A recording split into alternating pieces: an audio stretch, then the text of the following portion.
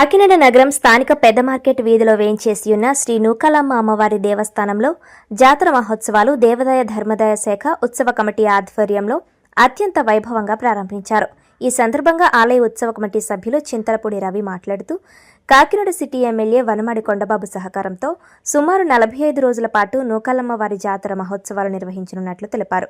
ఉత్సవాలలో భాగంగా అమ్మవారికి 108 మంది ముత్తైదులతో సామూహిక పారాయణం నిర్వహించామని పేర్కొన్నారు. అలాగే ప్రతి ఆది గురువారాలలో రాత్రి 8 గంటలకు గరగ నృత్యాలు నిర్వహించడం జరుగుతుందన్నారు. అదేవిధంగా మార్చి 16వ తేదీన చిన్న జాగారం, 17వ తేదీన పెద్ద జాగారం నిర్వహించడం జరుగుతుందన్నారు. 18వ తేదీ అమావాస్య రోజున తీర్థం, సిరిబొమ్మ సంబరం, గరగలు నిర్వహించడం జరుగుతున్నట్లు తెలిపారు.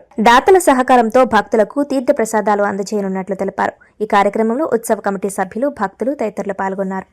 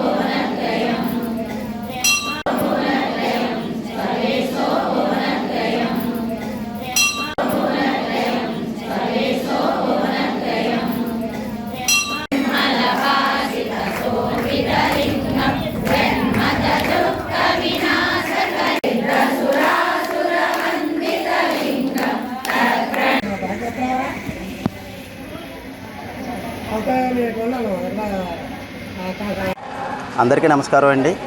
కాకినాడ పెద్ద మార్కెట్లో వేంచేసి ఉన్న శ్రీ నూకాలమ్మ అమ్మవారి దేవస్థానంలో నూకాలమ్మ అమ్మవారి జాతర మహోత్సవంలో అంగరంగ వైభవంగా కాకినాడ సిటీ ఎమ్మెల్యే కొండబాబు గారి పర్యవేక్షణలో జరుగుతున్నవండి.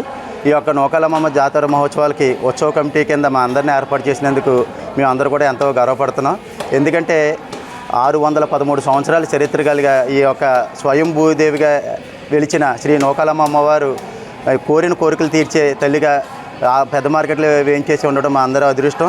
ఈ నూకాలమ్మ అమ్మవారి జాతర మహోత్సవాలు 19వ తారీఖు 2వ నెల నుండి గురువారం నుండి 4వ తారీఖు 4వ నెల వరకు కూడా 45 రోజులు అంగరంగ వైభవంగా జరుగుతున్నవండి.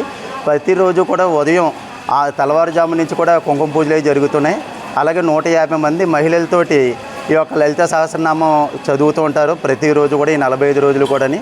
అలాగే ప్రతి ఆదివారము, గురువారము, మంగళవారము రాత్రి 8 గంటలకు అమ్మవారి గరగల సంబరం ఊరి మీదకి వెళ్తాయండి. అమ్మవారి గ్రామ దేవత కాబట్టి చుట్టుపక్కల ఉన్న అన్ని వీధులు కూడా అమ్మవారు గరగల సంబరం అనేది జరుగుతున్నవి.